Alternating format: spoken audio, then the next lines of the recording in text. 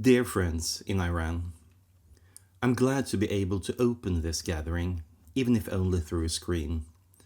The distance is real, but so is the connection. Books create communities across borders, across languages, and across circumstances that would otherwise keep us apart. That you are gathered today around philosophy and around ideas is itself a kind of answer to the forces that would prefer we stopped thinking carefully about the world. Philosophy is not a luxury. In times of crisis, fear, and uncertainty, thinking is not a distraction from what matters. It is under such circumstances that thinking truly matters. Not because philosophy provides easy answers, it rarely does, but because it helps us to ask the right questions, resist the temptation of simple solutions, and maintain a clarity of thought when everything around us pushes us towards confusion, fear, of resignation. I've spent much of my working life writing about states and conditions that most people would rather avoid. Boredom, evil, loneliness, stupidity, fear, and so on. Not because I'm drawn to darkness for its own sake, but because I believe that philosophy earns its keep when it turns towards what is difficult. You are reading my books under circumstances I can barely imagine. That moves me, and it places a responsibility on me.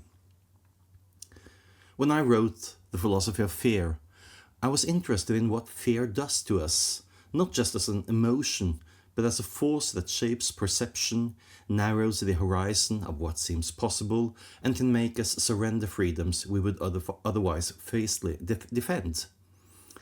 Fear is not always irrational.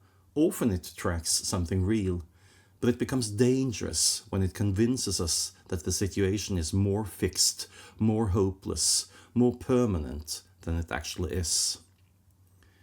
One of the tasks of philosophy and of literature and of all serious thought is to resist that narrowing, to insist that the horizon is wider than fear makes it appear. I'm also glad that the philosophy of stupidity, or stupidity, idiocy and stupid idiots, has found so many readers in Iran, and in such a short time. That gratifies me, though I confess it also raises a question I leave for you to answer. Why does a book about stupidity resonate so quickly and so widely? Perhaps because stupidity is not primarily a matter of low intelligence.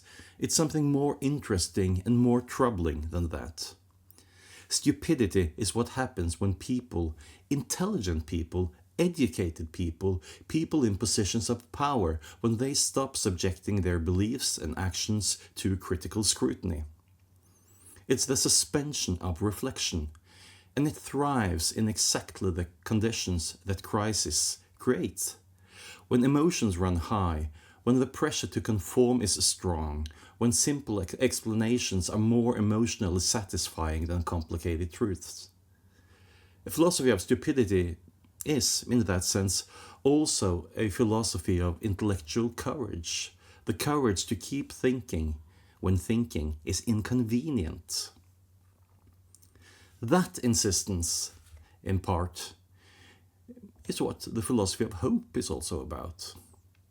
In hope there is a humility, an acknowledgement that much of what matters most to us lies beyond our control. We can do our utmost, and then we can hope. Justice does not always prevail, and truth does not overcome lies always.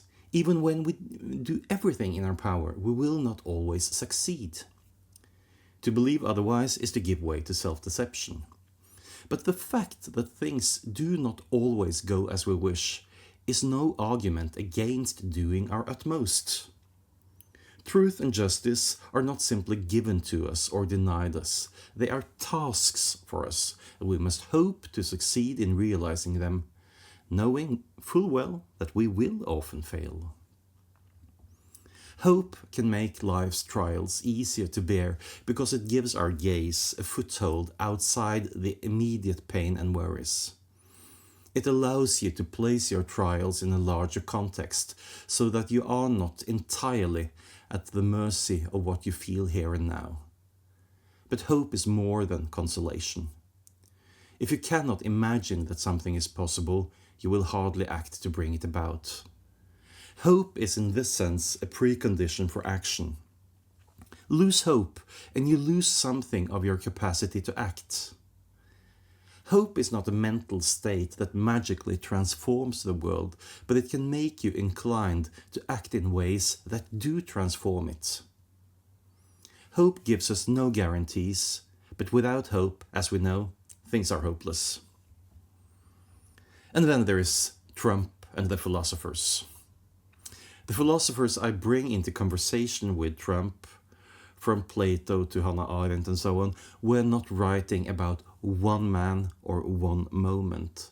They were writing about the permanent temptations of political life, the appeal of the strong leader who promises to cut through complexity, the erosion of the distinction between truth and fiction, the use of myth and spectacle in place of argument, the fragility of institutions that seem solid until they are not.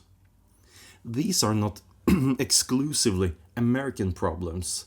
They are problems wherever politics exists, but they become more acute when the world's most powerful man is a stupid idiot.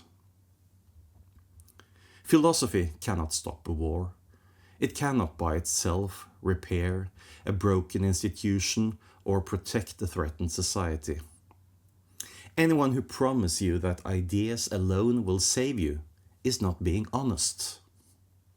But philosophy can do something that is genuinely important.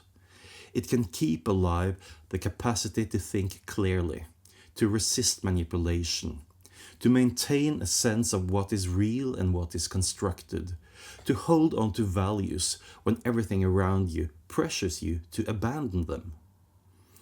In that sense, philosophy is not separate from resistance. It's one of the forms of resistance. To Ahmad, my translator, I am deeply grateful for the care and dedication you bring. To the publisher, Nashr Khub, and to the Ravi Cultural Institute, and to all those who have made this gathering possible, thank you for keeping a space open for philosophical thinking in a time that does not make it easy. That space matters. It's not a small thing. And to my readers in Iran, I am with you in my thoughts. I hope the books give you something useful. Not comfort in the weak sense, not a way of avoiding what is hard, but something more like a companion for thinking through what is hard. That is what philosophy at its best can be. Thank you.